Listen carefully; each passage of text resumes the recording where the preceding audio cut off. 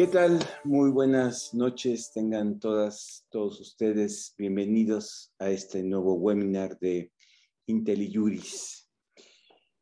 En esta ocasión, en la serie Hablemos sobre el Poder Judicial, hemos pensado que, dado el interés que ha suscitado en la opinión pública, digamos, el problema que hemos visto, la crisis, como le llamarían algunos, que ha enfrentado el Tribunal Electoral del Poder Judicial de la Federación, que valía la pena detenernos un momento sobre este tema y tratar de reflexionar sobre las razones que han llevado a esta situación,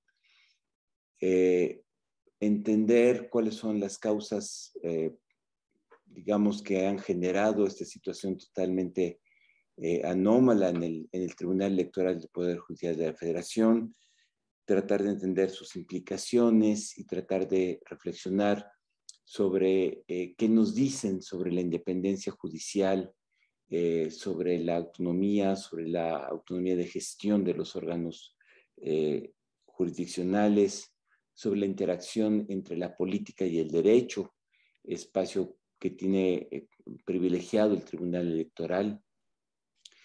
Y por eso contamos hoy con la presencia de tres amigos de IntelliJuris, la doctora María Morván, quien tiene una amplísima trayectoria, no solo en materia electoral, en su calidad de primero consejera del Estado de Jalisco y después de consejera del entonces Instituto Federal Electoral, pero también como presidenta y miembro del colegiado que constituye el Instituto Federal de Acceso a la Información, y una politóloga muy reconocida en el campo electoral, que conoce la materia con enorme profundidad, del profesor José Roldán Chopa, profesor investigador de la División de Estudios de Administración Pública del CIDE, pero sobre todo un jurista fino, que conoce bien también la materia electoral, al ser, digamos, generar algunos de sus principios generales del derecho administrativo, llevarlos a la materia electoral, y que seguramente tendrá reflexiones muy cuidadosas sobre la perspectiva jurídica de lo que ha pasado en el Tribunal Electoral. Y Javier Martín Reyes, una de cuyas especialidades es también la materia electoral, la ha estudiado durante muchos años y recientemente es el editor, junto con el doctor Garzón Ofre, de un libro cuyo nombre se me escapa. Javier, recuérdamelo. Le pusimos ni tribunal ni electoral, entonces creo que este caso, pues bueno, es una corroboración de la hipótesis detrás de... Que hace una reflexión muy interesante sobre decisiones recientes del Tribunal Electoral y que nos hablan justamente de esta interacción entre la política y el derecho y el funcionamiento del Tribunal Electoral. Está ya disponible en formato electrónico en la página del Instituto de Investigaciones Jurídicas de la UNAM y se lo recomiendo, pero no es la materia de esta conversación. Ahí la dejo. Creo que para entender lo que hemos visto en días recientes, particularmente a partir de la semana pasada, con un aparente desenlace el día de ayer, no lo podemos entender si no tenemos un punto de reflexión, un punto de comprensión de lo que es la lógica del sistema electoral mexicano y cómo en esta lógica se inserta un tribunal o una justicia electoral, digamos, independiente de la justicia ordinaria, y de cuál ha sido, digamos, en el panorama amplio, el desempeño de un tribunal electoral, que es una jurisdicción de última instancia, que se inserta justamente en esta interacción entre la política y el derecho. Y creo que nadie nos podría hacer una mejor síntesis de esta situación que la doctora María Marván, que lo ha estudiado como académica, pero que lo ha vivido también como actora de una de las instancias, la instancia administrativa, que es el Instituto Federal Electoral, y que ha sido una crítica muy aguda, pero también una persona que ha propuesto, digamos, un montón de alternativas de diseño institucional.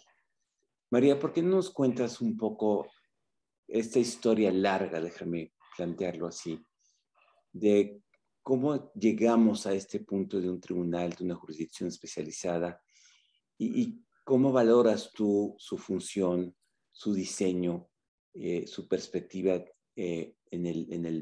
digamos, en el panorama general, sin entrar todavía al detalle del conflicto particular que tenemos enfrente? Muchísimas gracias. Me pides una historia larga, pero en 5 minutos, entonces eso luego a veces se complica. Sin pero duda. Destacaré 4 puntos que me parece que son esenciales. Lo primero, creo que hay que reconocer que es una gran conquista del proceso de transición a la democracia, tener un órgano jurisdiccional que pueda dirimir los conflictos electorales, las controversias legales, fundamentalmente entre la autoridad administrativa y los partidos políticos o candidatos, pero también entre partidos políticos y entre privados y la autoridad electoral a través de los juicios de derechos ciudadanos, de protección de los derechos ciudadanos. No fue sino hasta 87 que tuvimos el primer tribunal. En ese caso era un tribunal administrativo, y no hago muy larga la historia, después de 96 se creó este tribunal que es autónomo, pero al mismo tiempo es parte del poder judicial. Es importante decir que es autónomo porque en este conflicto en especial hay que recalcar que la Suprema Corte de Justicia de la Nación y su presidente y el presidente del Consejo de la Judicatura, que es la misma persona, no son autoridad propiamente para el tribunal. El segundo punto, que es importante, es que desde mi perspectiva, y esto es algo que he sostenido en muchos artículos, ha habido un desgaste de la autoridad del tribunal porque han sido, déjenme decirlo de manera coloquial, excesivamente laxos para admitir cuánta controversia se les presenta. Y esto ha ido ampliando sus alcances, inclusive han tomado muchas decisiones que han literalmente cambiado la ley, ya han tomado muchas decisiones, y esto, insisto, en todas las composiciones, no es algo exclusivo de esta, han tomado muchas decisiones que han metido no solo en serios problemas a la autoridad administrativa, sino que han trastocado toda la composición de cómo se vota y cómo se cuentan los votos. Esto para ver un panorama general. Este cuerpo colegiado, que es el Tribunal Electoral, la Sala Superior, y bueno, también las otras salas, pero ahora hablaremos de la Sala Superior, tiene un proceso de nombramiento sumamente complejo, en donde se trata de combinar lo técnico con lo político. Interviene en primera instancia la Suprema Corte de Justicia de la Nación, quien manda ternas al Senado, y el Senado tiene que decidir sobre cada terna, escoger a un magistrado o magistrada, en el entendido que no pueden ir 2 personas de una terna y ninguna de otra. Es decir, las ternas de alguna manera están cerradas, y esto ha llevado, todo este proceso ha llevado a que haya un privilegio de lo político sobre lo técnico, en donde lo que más buscan los partidos políticos a través de sus senadores es buscar quiénes les van a ser leales. Ha habido una desconfianza sistémica en las virtudes del cuerpo colegiado, y no se desconfía de cada uno de los magistrados y magistradas en lo particular, y esto normalmente tensa mucho las negociaciones.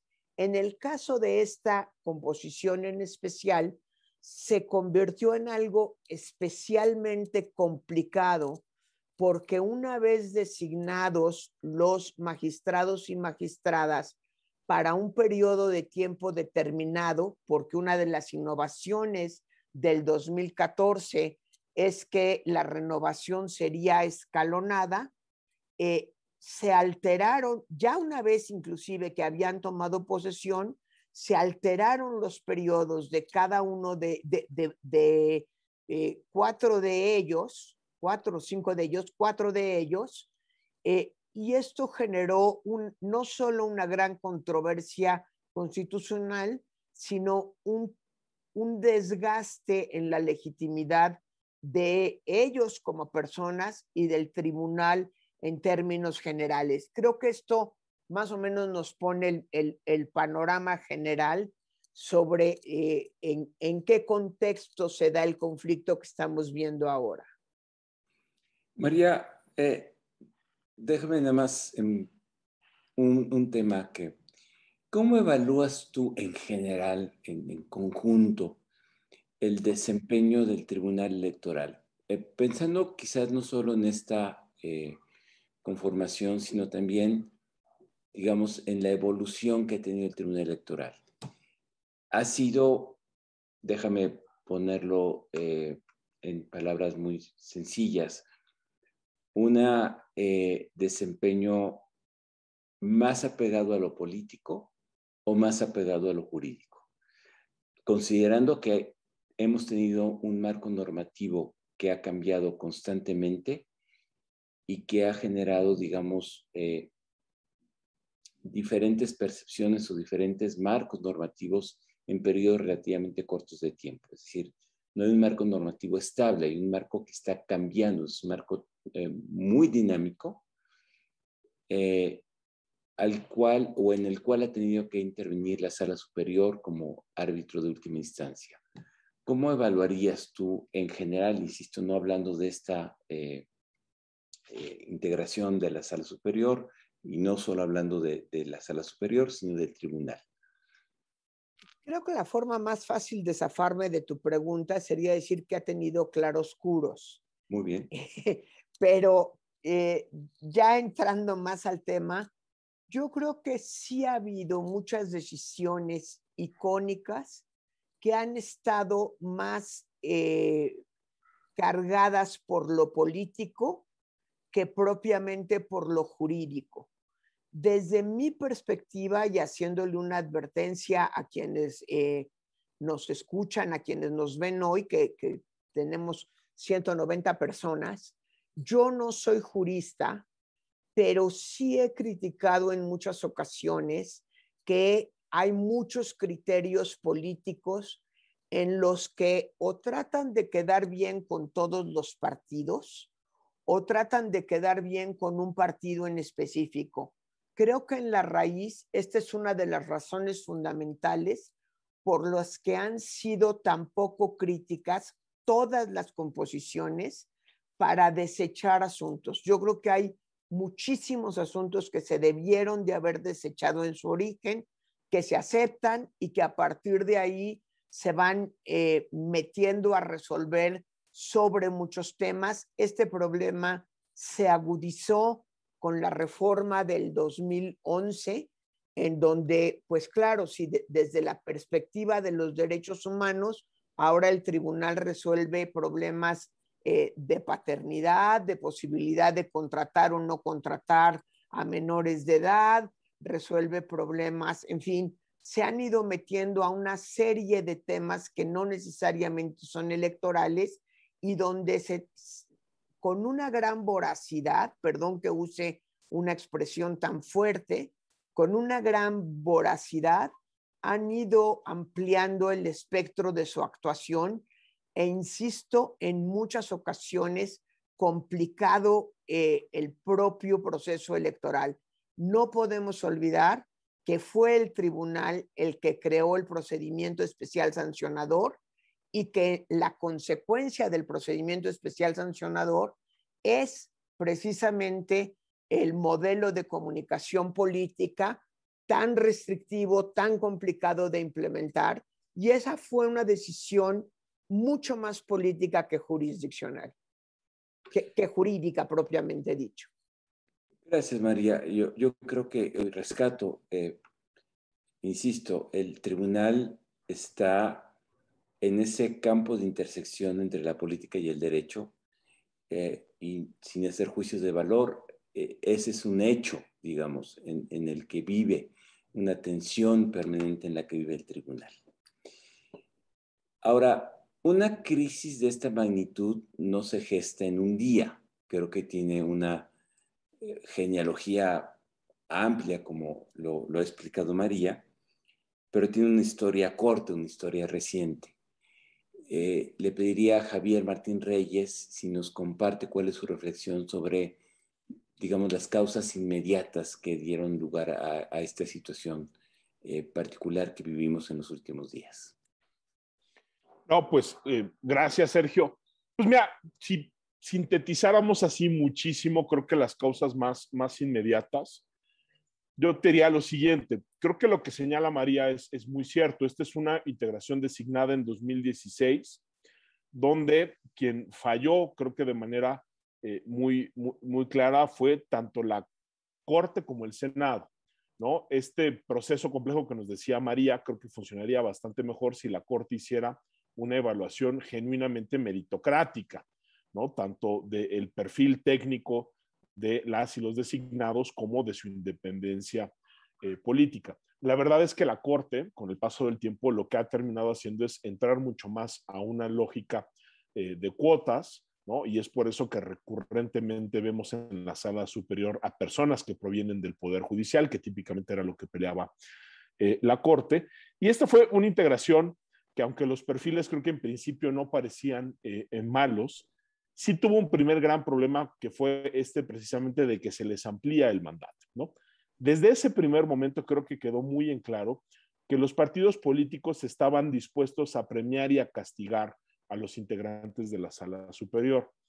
Creo que no es casualidad, Sergio, que si evaluamos el desempeño entre 2016 y entre 2018, la elección, pues lo que íbamos, o lo que encontramos, o lo que es posible advertir, es un bloque de 4 o 5 magistrados, en buena medida encabezados por José Luis Vargas, que toman una serie de decisiones que favorecen al poder en turno en ese momento, que pues era evidentemente el PRI. Por eso no se anula la elección de Coahuila, por eso se sube al Bronco a la boleta, por eso se echan abajo los lineamientos de cancha pareja que afectaban principalmente en ese momento a los gobiernos del PRI que eran mayoritarios.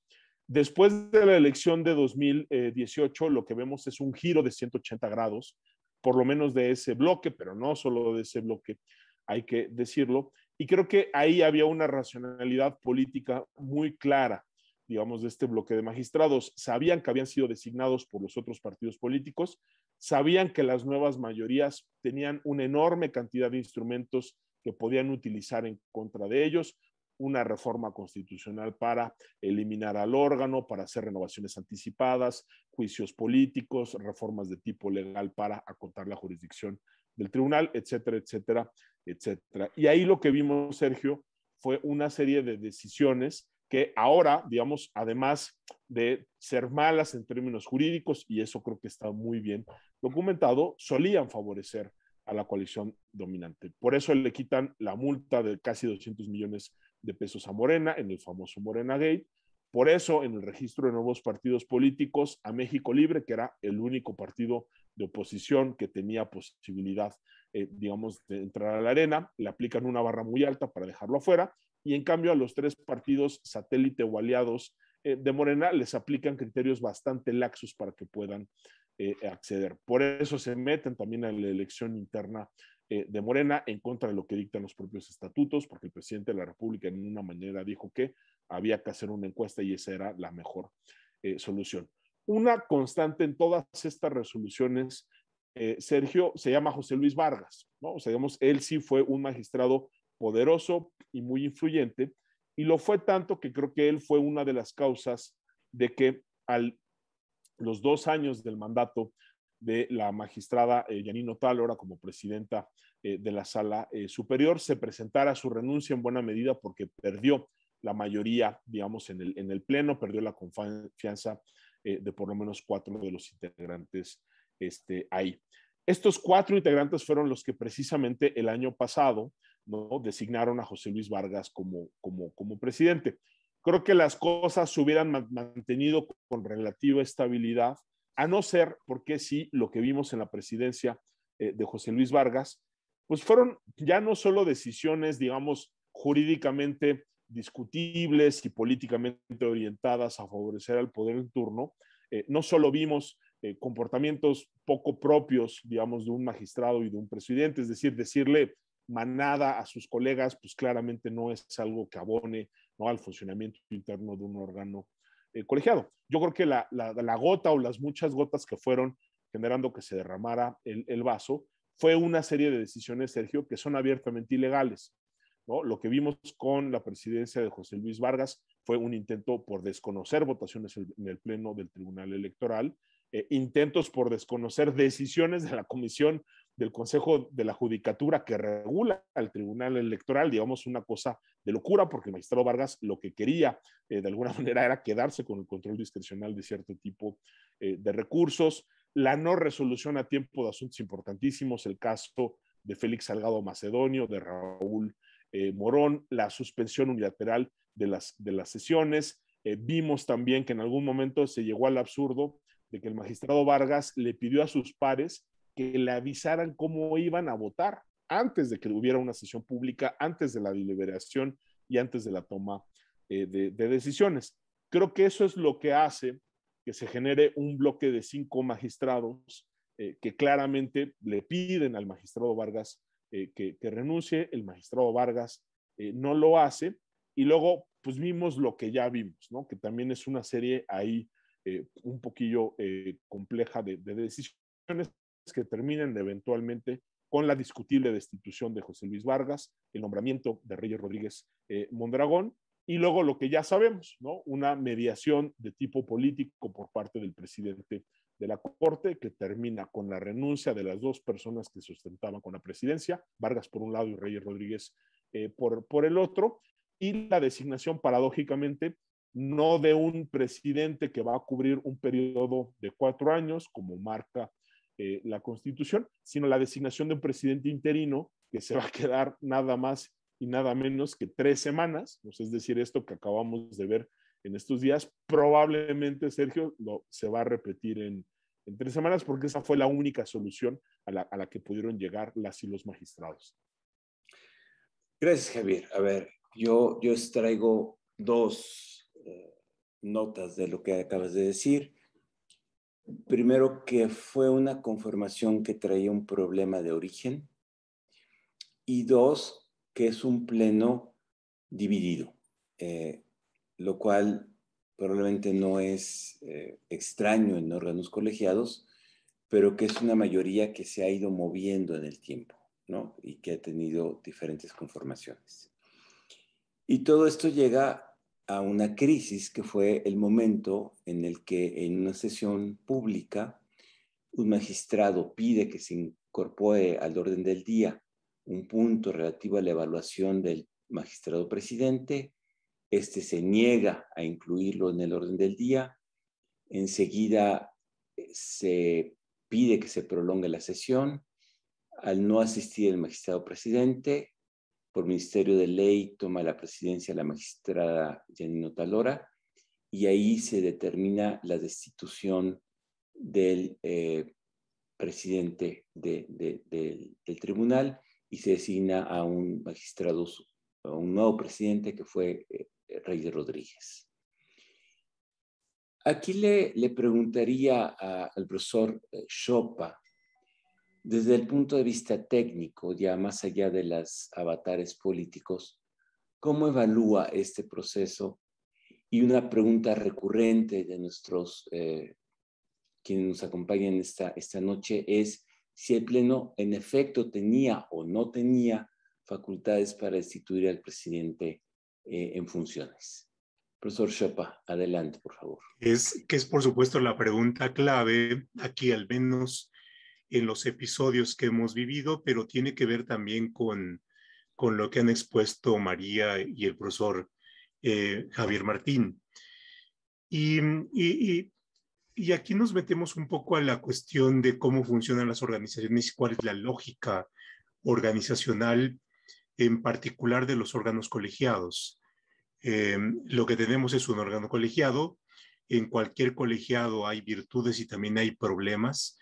Y lo que hemos visto son parte de los problemas que cualquier convivencia humana tiene, y en nuestra experiencia, pues por supuesto podemos haber vivido con mayor o menor intensidad las dificultades de los órganos colegiados, pero en buena medida también es propiciado por el tipo de diseño y por las reglas que pueden favorecer o que pueden establecer ámbitos de acción de los seres humanos en donde estos problemas pueden tener reglas claras, o bien, como en el caso, pueden tener reglas, pero que prevén algunas cuestiones y no otras.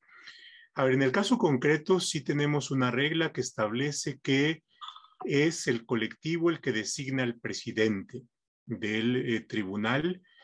Y bueno, por supuesto, ciertas reglas que son aplicables a los casos de renuncia, o bien a los cargos de conclusión del periodo, o bien aquellos casos en donde haya ausencia o ciertas vacantes, en donde pueden haber reglas para decidir quién va a cumplir las funciones del presidente. Pero no tenemos una regla textual explícita que establezca que el Pleno puede llevar a cabo la remoción del presidente. Y ahí es donde tenemos el problema interesante de cómo podemos resolver y cómo se enfrentó el caso con el Pleno. Y ahí la cuestión está en sí, la interpretación que tuvo la mayoría de los magistrados, en el sentido de que en efecto no hay una regla explícita, no hay una regla textual, pero eso no significa que el Pleno no tenga la facultad para llevar a cabo la remoción de su presidente. Y la técnica a la cual recurre es el que tenemos un caso de una facultad implícita, ¿sí? Entonces, por supuesto, esta cuestión de la facultad implícita nos lleva a un terreno de interpretación, y lo interesante es como cuáles son las bases respecto de las cuales o con las cuales podemos acudir a esta cuestión de la facultad implícita. Y aquí es una cuestión importante. El magistrado Reyes, cuando en alguna entrevista yo escuché que esto se refería a una cuestión que en el derecho administrativo la usamos, y efectivamente, cuando hablamos de facultades implícitas las referimos o acudimos a esta forma de resolver cuestiones que no son muy claras en el derecho administrativo, pero no solamente en el derecho administrativo, también en otro tipo de materias. Y la regla, al menos la que nos expresa las interpretaciones de los tribunales, es que para hacer uso de una facultad implícita, primero tenemos que tener una regla explícita, ¿sí? ¿Y cuál es la regla explícita que tenemos en este caso? Es la facultad de nombramiento, de la elección. Entonces, el silogismo que entiendo se está formulando es: si tenemos la facultad de nombramiento, implícitamente tendríamos la facultad de remoción. Y junto con esto hay que tomar en consideración otro tipo de cuestiones, que la regla de remoción no está prevista para ningún otro órgano de manera expresa. El magistrado Vargas refería que con esto el Pleno estaba invadiendo las competencias de la Comisión de Administración.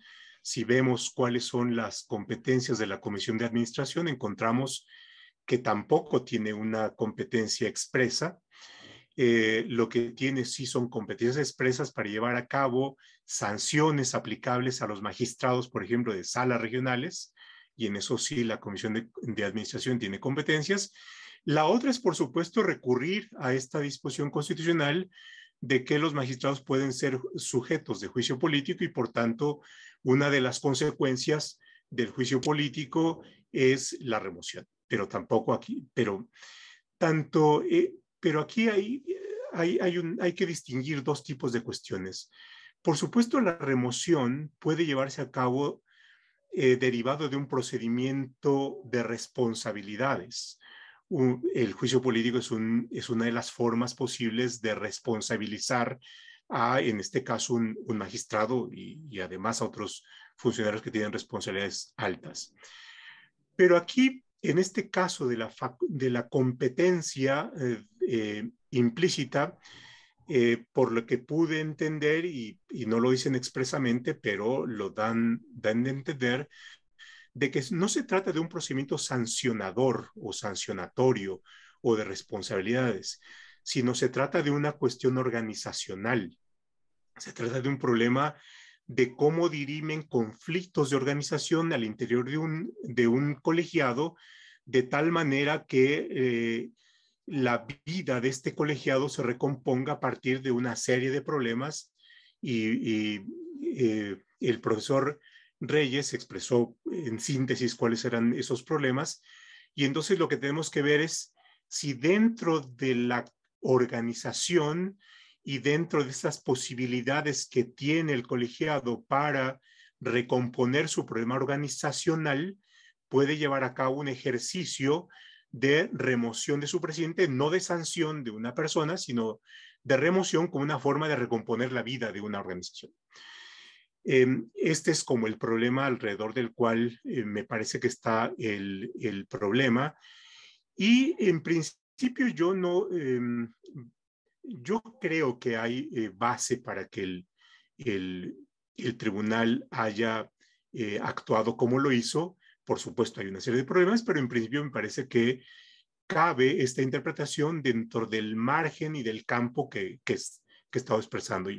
Y ahí me quedo para seguir con la mesa. Antes de pasar a otra dimensión, quisiera que nos pudieras puntualizar dos dudas recurrentes. Algunos han argumentado que, dado que se trata de un acto de naturaleza administrativa, se requería una norma expresa para poderlo aplicar. Y lo que tú nos has explicado es que en realidad había facultades implícitas. ¿Cómo juega el principio de legalidad en el terreno de las facultades implícitas? Primera pregunta. Y segunda, de tu explicación me parece inferir que tú no ves que se tratara de un problema, digamos, político. Ahorita quiero regresar a eso, sino se trata de un problema de una crisis de gobernanza interna. Es decir, la remoción del presidente no tenía un carácter sancionatorio, sino tenía un carácter de recomposición de las capacidades de conducción del Pleno en estas circunstancias. Me gustaría que muy brevemente pudieras ampliar sobre estos dos elementos. Sobre la primera cuestión, aun cuando se trate de un problema de derecho administrativo, la ortodoxia, cuando se trata de facultades implícitas, requiere que haya una regla explícita que se refiera a el problema no previsto o que tenga relación directa con el problema no previsto. En este caso, la regla explícita es la facultad de nombramiento, de la cual se derivaría la facultad de remoción. Es decir, si un órgano puede nombrar, puede también remover. En el ámbito de la organización interna y de cómo va a regir su vida como pleno y no lo estaban removiendo del cargo de magistrado, lo están removiendo de la función. Lo están removiendo la función de presidente, ¿sí?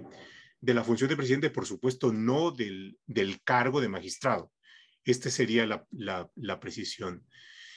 La otra cuestión de si es un problema más jurídico, organizacional o un problema político, por supuesto me concentré en la explicación más técnico-jurídica, pero no significa que no haya alrededor de esto o en medio de esto un problema de naturaleza política. Yo creo que lo hay, ¿no? Indudablemente lo hay. Gracias, profesor. María, estoy seguro que quieres intervenir en la sustancia de lo que ha dicho Pepe, igual Javier, pero con independencia de lo que quieras ampliar, rebatir, ampliar, digamos, exponer, también te haría una pregunta muy, muy práctica. Tú has sido integrante de plenos de órganos colegiados en el IFE, en el Instituto Electoral de Jalisco, en el entonces IFAI. Has presidido órganos colegiados. ¿Por qué no nos cuentas un poco de tu experiencia? ¿Cuál es la dinámica de estos órganos colegiados? ¿Y cuál es, en tu concepción, la función de un presidente en estas funciones?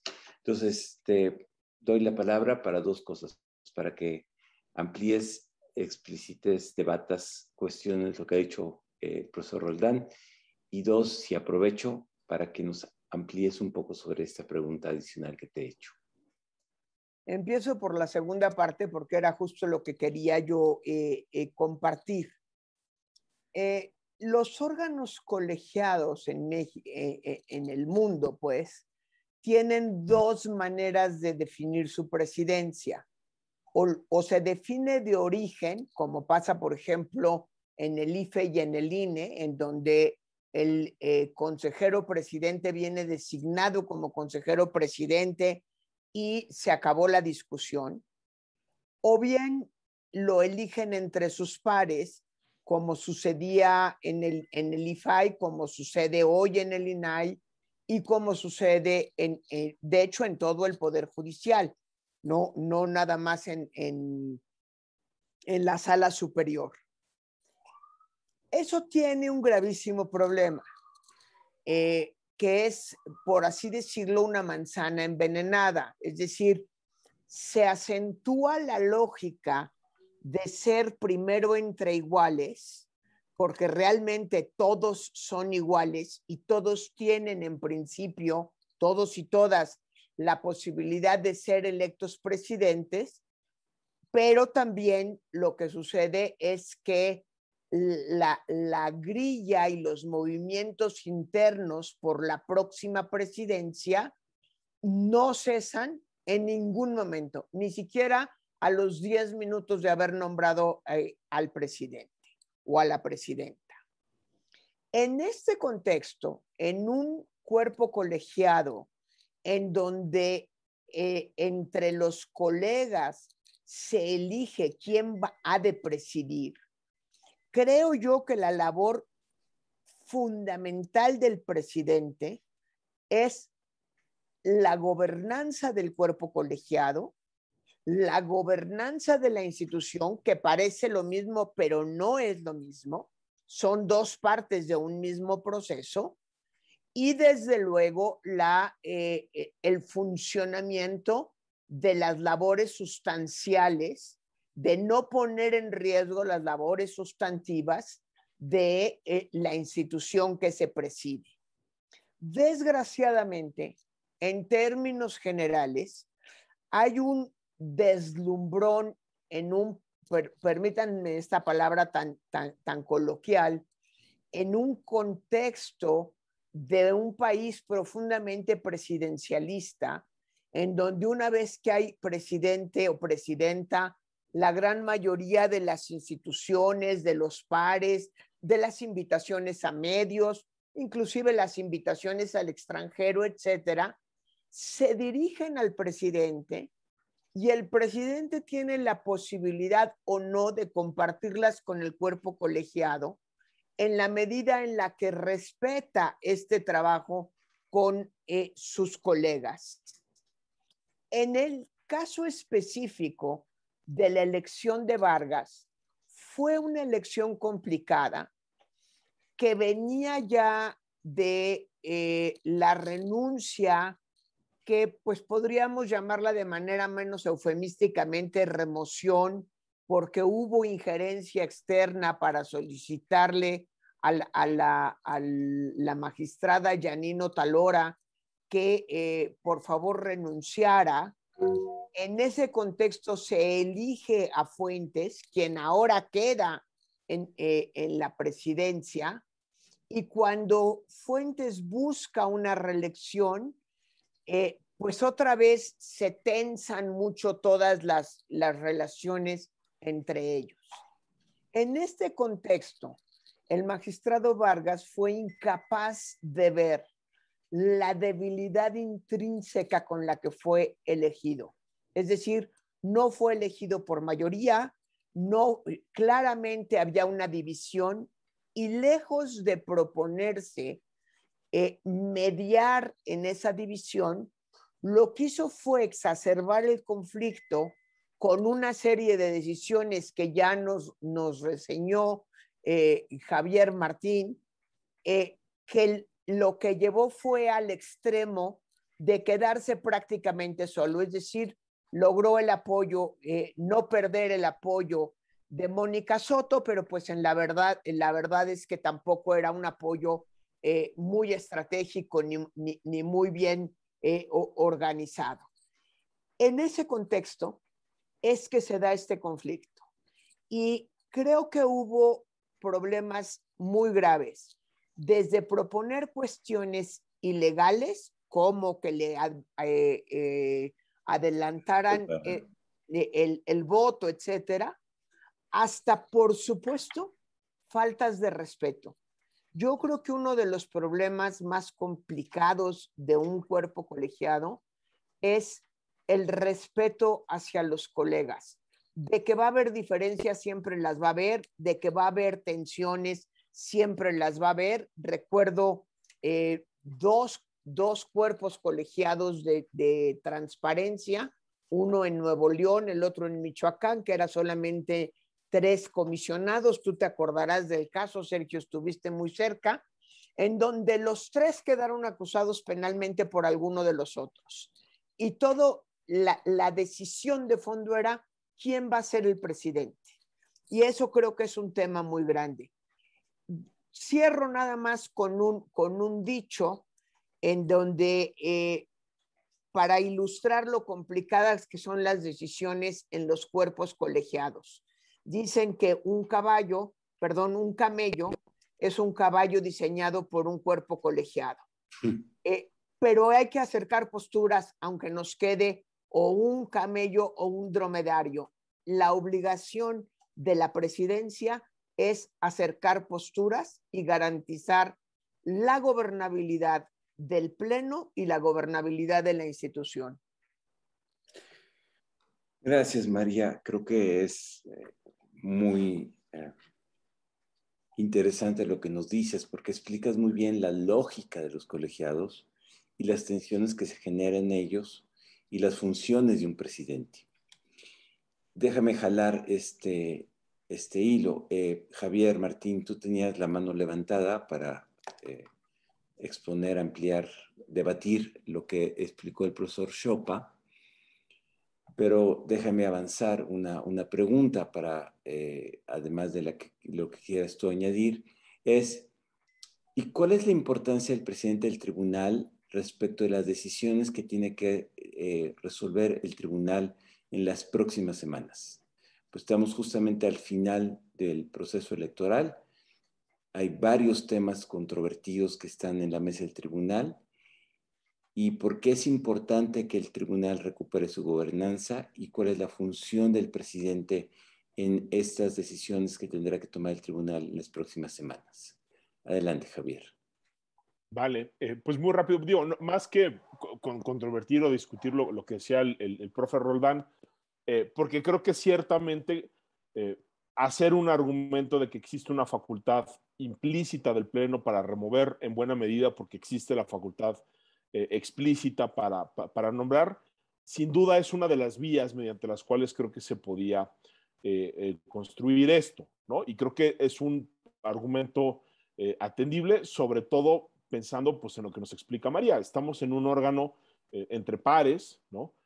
Creo que esto es lo que nos llevaría también a pensar si estos diseños son los más adecuados, ¿no? Decía José Woldenberg que muchas veces, ¿no? Esa posibilidad de que sean los propios órganos colegiados los que eligen a su presidente termina siendo pues una suerte de manzana envenenada porque generan precisamente este tipo de dinámicas que bien nos dice María, quienes legítimamente pueden aspirar a la presidencia del órgano colegiado, ¿no? Pues tienen ese incentivo perverso de tratar de que buena parte o la mayoría de sus decisiones las hagan con esa lógica de ir tanto debilitando a la persona que está en la presidencia como de ir construyendo una coalición que eventualmente les permita llegar al cargo. Al margen de eso, Sergio, creo que hay otra manera también de razonable, digamos, de defender jurídicamente lo que sucedió en el pleno del tribunal.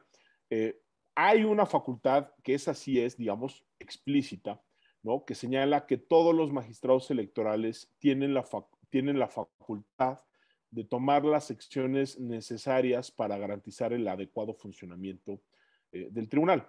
Por supuesto que se trata de una facultad muy amplia y muy genérica, pero esa es una facultad explícita.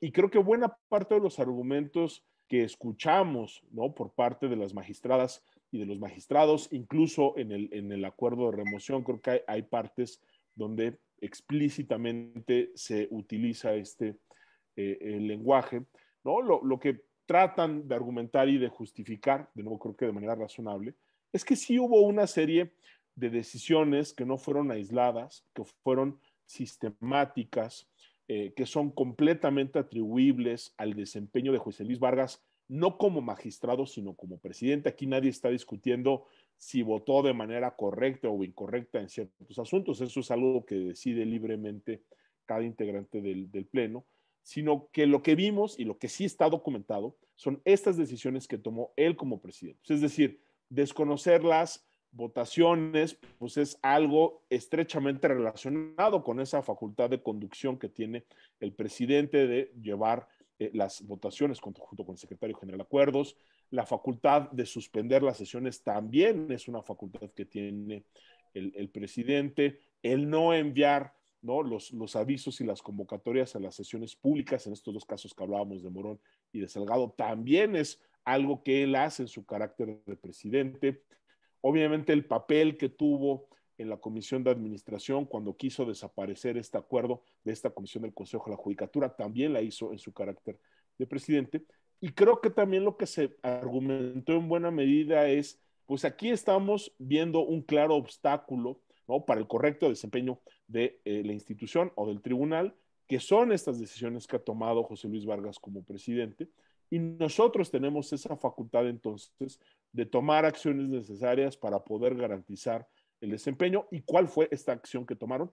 La remoción, ¿no? De nueva cuenta, creo que este es un asunto que obviamente tiene problemas de interpretación, tiene problemas de calificación, incluso podríamos decir si hay problemas o no de pruebas, porque se dijo también que José Luis Vargas alteraba el turno, por ejemplo, es decir, la manera en la que se asignaban, pero creo que esa es una vía adicional, ¿no? En la cual sí le podríamos encontrar un anclaje normativo explícito a lo que terminaron haciendo en el Pleno. De nuevo, creo que es discutible, este es creo que genuinamente un caso difícil, pero también lo que habría que decir, creo, Sergio, es que a final de cuentas en los órganos colegiados puede haber diferencias de interpretación, ¿no? Sobre cómo leemos la Constitución, las leyes y los reglamentos, y creo que pues uno de los principios básicos, no digamos los órganos colegiados, es que la posición mayoritaria es la que termina imponiéndose, y creo que aquí sí era clarísimo que teníamos a 5 magistrados que así lo leyeron. Sobre lo otro, muy rápidamente, pues habría que decir que el presidente sí tiene mucho juego en varias cosas, ¿no? Por supuesto que en el Pleno es un solo voto, ¿no? Tiene voto de calidad en casos de empate, pero eso prácticamente solo sucede cuando hay alguna ausencia. Yo esperaría que, digamos, en las siguientes semanas ningún magistrado o magistrada tome vacaciones, porque pues estamos en plena resolución de las impugnaciones. No creo que vaya a jugar un papel, digamos, desempatando asuntos, pero sí tiene mucho control sobre muchas otras cosas. Sí controla en buena medida los tiempos, ¿no? Y ahí están esos casos donde demoraba innecesariamente la resolución de los asuntos. Es quien convoca a las sesiones, es quien trae mano, digamos, en la agenda jurisdiccional, y creo que eso también es importante. Y la otra faceta que tienen las presidencias, que creo que también en este momento es crítico, pues es toda la relación que se tiene hacia afuera del tribunal, ¿no? Quien controla el área de comunicación social, quien controla los boletines, los mensajes, la cara pública y más visible del tribunal es precisamente el presidente. Y creo que ahí lo que hemos visto pues son déficits muy grandes, ¿no? Entonces, yo pensaría que, digamos, claramente es uno solo de 7 votos. Por supuesto que si hay mayorías de 4, 5 o de 6 del otro lado, pues el presidente podrá hacer como muy pocas cosas, pero en un momento tan delicado donde todos los ojos están frente al Tribunal Electoral, pues sí bien haríamos en ya tener una presidencia no solo definitiva y consolidada en ese sentido, sino también pues lo más legítima que se pueda. Yo creo que sería muy triste ver en 3 semanas que haya otro nombramiento de algún perfil que no necesariamente corresponda con esas necesidades que creo que ahorita tiene la institución, Sergio. Gracias, Javier. Profesor Chopa, en todo este conflicto aparece un mediador, ¿no? Déjenme ponerlo primero en general, la Suprema Corte, pero básicamente el presidente de la Suprema Corte. Y aquí entramos en un problema también de autonomías o de los alcances de la autonomía de los órganos, en este caso jurisdiccionales. ¿Cómo analizar o qué planteamiento, cómo analizar la intervención, entiendo yo, más en ánimo de mediador que de autoridad del presidente de la Suprema Corte frente al conflicto? Y algunos han dicho que esto violentaba la autonomía del Tribunal Electoral. ¿Cuál es tu opinión, profesor Chopa, sobre este tema? No, es un tema bien interesante y por supuesto delicado. Ahora, yo creo que hay que tomar en cuenta en la respuesta varias cuestiones. La primera, por supuesto, es que el Tribunal Electoral es un tribunal autónomo, pero está integrado a un cuerpo del Estado más amplio que es el Poder Judicial de la Federación, en el nombre está, y que en la estructura organizativa no es del todo autónomo si tomamos en cuenta, por ejemplo, que el Consejo de la Judicatura tiene una participación en la Comisión de Administración y la Comisión de Administración tiene atribuciones relevantes para la organización, la estructura, las decisiones concernientes al Tribunal Electoral. Entonces ahí, por supuesto, es que estamos hablando de un poder en general del Estado y que, por supuesto, en esto también hay un ingrediente político involucrado.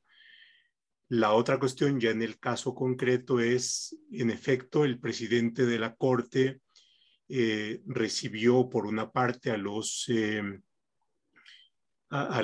mayoría de magistrados, luego recibió, entiendo, al magistrado Vargas y posteriormente o junto con o al lado de llevó a cabo declaraciones públicas y tuvo una reunión con el presidente de la República. Digamos, si juntamos todos estos elementos, por supuesto es indudable que el presidente de la Corte tuvo una participación, llevó a cabo un diálogo, y esto lo puedo entrecomillar, tanto con el presidente de la República y con las partes relevantes en el conflicto interno. Y esto significa una participación. Ahora, yo sería cuidadoso ahí en el sentido en que esta participación la calificamos como intervención, porque el concepto de intervención puede significar varias cosas. Alguien externo puede intervenir y el magistrado Vargas en su carta nos da luz de que hubo presencia fuerte de factores externos que intervinieron y que fueron parte del conflicto. Y bueno, ahí hay una confesión que me parece relevante y delicada. Ahora, mi apreciación, mi impresión es que la intervención del presidente de la Corte fue, digamos, no fue en el sentido de querer establecer una decisión o de querer establecer una directriz o de tomar una decisión sobre el sentido y quién debería ejercer determinado cargo, sino que fue una intervención o una participación de carácter más político. Tú has empleado este concepto de mediación. No sé hasta qué grado haya habido una mediación en un caso de este tipo, pero que hubo una participación e intervención en ese sentido, sí. Y que fue uno de los elementos, uno de los ingredientes para al menos establecer cierto estado de cosas. Por ejemplo, esta cuestión de que la presidencia del magistrado Vargas ya es inviable, es establecer un estado de cosas. Y como establecimiento de un estado de cosas, yo supongo que fue muy relevante para dar a conocer el lugar que en la apreciación, al menos del presidente, tenía cada uno de los participantes en el tema. Y yo creo que eso finalmente forma parte de los distintos ingredientes que nos lleva al estado de cosas actual. Entonces, ahora, yo sí no tendría como las bases para decir que hubo una intervención que pudiera calificarse como de afectación de la autonomía. Pareciera ser que una intervención entre los buenos oficios y entre la declaración de cuáles eran las condiciones reales y la viabilidad de que pudiera prosperar una u otra aspiración, ¿no? Y en ese sentido, pues por supuesto que sí hubo una participación y en esos términos una intervención.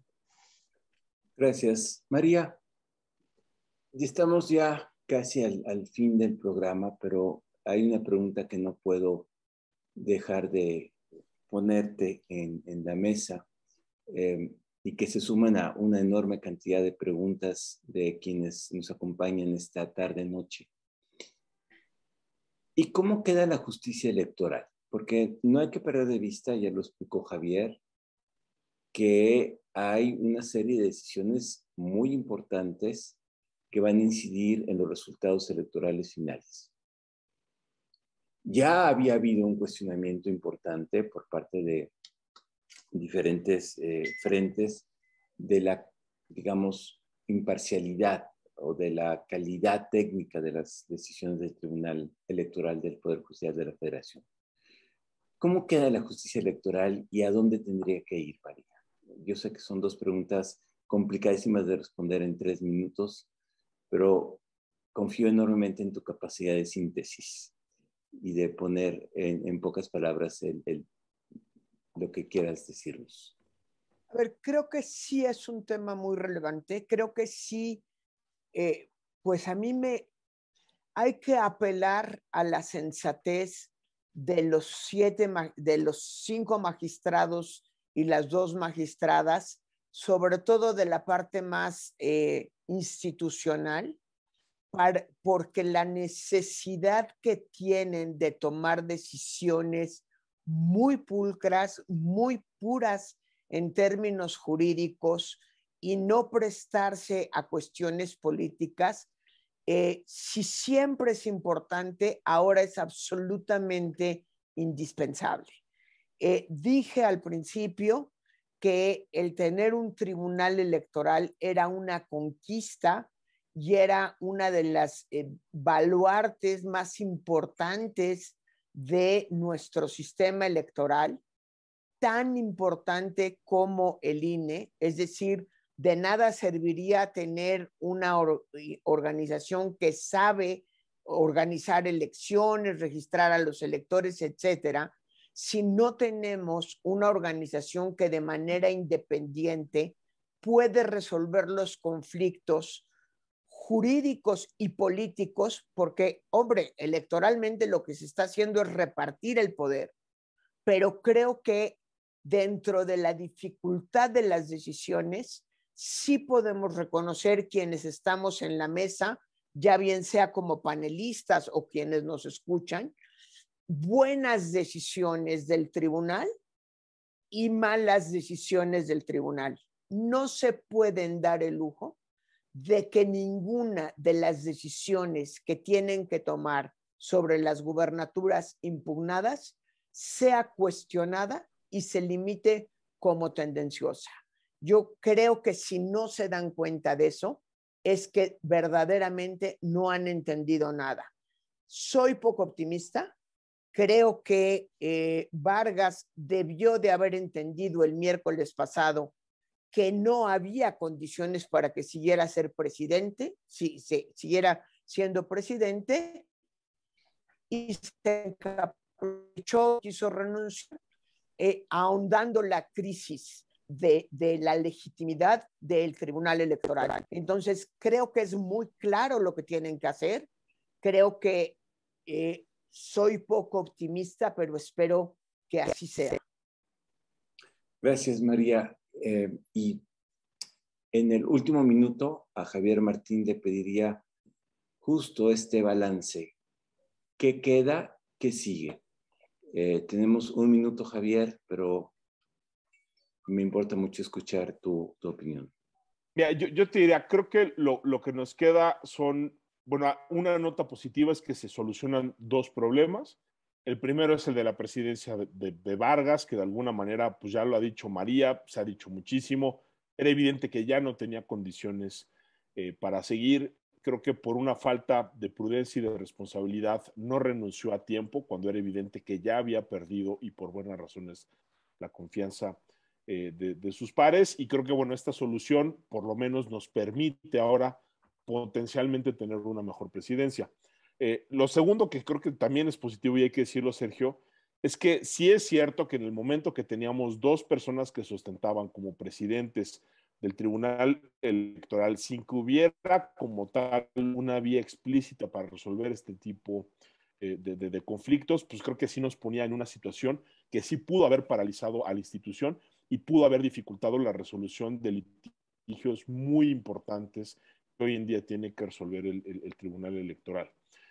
La cosa no tan buena, o francamente mala, es que el hecho de que no hayan podido designar a un nuevo presidente o presidenta definitivo, creo que sí nos habla de que pues, esta no solo es una integración dividida, sino fragmentada o casi pulverizada, ¿no? O sea, es muy significativo que 5 magistradas, ¿no? Votaron, bueno, 4 y Reyes votaron a favor de la presidencia del magistrado Rodríguez, y que ahora en una nueva votación no hayan podido llegar a un acuerdo para elegir a una nueva persona, quien sea, para encabezar los trabajos. ¿Qué sigue? 3 semanas donde creo que el Tribunal Electoral tratará o debería de tratar de demostrar que puede seguir funcionando. Luego, ojalá tengamos una nueva designación muy transparente, muy limpia y ahora sí definitiva. Y luego lo que tendrá que demostrarnos, ojalá, el Tribunal Electoral, es que es una instancia que puede resolver los asuntos con credibilidad al margen de las diferencias personales que tengan los magistrados. Si estas cosas no pasan, Sergio, entonces creo que sí podríamos entrar a un escenario donde las presiones por renovar en su totalidad al órgano para tratar, ¿no?, de hacer cierto tipo de instituciones por diferentes vías van a ser mayores, y creo que esa sí sería una mala noticia, no solo para el Tribunal Electoral, sino para todo el sistema electoral y la ciudadanía, porque esto, como decía María, pues son conquistas históricas que han costado muchísimo trabajo, son instituciones importantes, ¿no? Ojalá que quienes están ahorita nos demuestren que sí van a estar a la altura. Gracias, Javier. Pues no me queda sino agradecerles a María, a Javier, a profesor Roldán, que hayan aceptado la invitación de IntelliJuris de participar en este mesa de debate. Me queda también agradecer a todas y todos quienes nos acompañaron esta noche. El tema da para muchísimo. Creo que a pesar de la hora que hemos dedicado a esto, hay muchísimos ángulos que quedan abiertos. Lo demuestra la muy activa participación de preguntas que lamentablemente ya no pudimos atender. Es un tema sin duda importante, y renovaría la idea simplemente de que IntelliJuris tiene como misión propiciar el debate informado, no la polarización, no el blanco y el negro, sino poder ver los diferentes ángulos de un problema y tener siempre presente que nuestro interés está en el buen funcionamiento de las instituciones, y que estos problemas nos ilustran, como dirían, como un médico, porque muestran que hay un problema y tenemos que pensar cómo lo resolvemos para el bien de las instituciones, para el funcionamiento adecuado de la democracia y para tener un funcionamiento institucional en el marco del Estado de Derecho. Muchas gracias a todas, a todos, y los invitamos a nuestras próximas emisiones de IntelliJuris. Muchas gracias, buenas noches. Gracias. Gracias, buenas noches.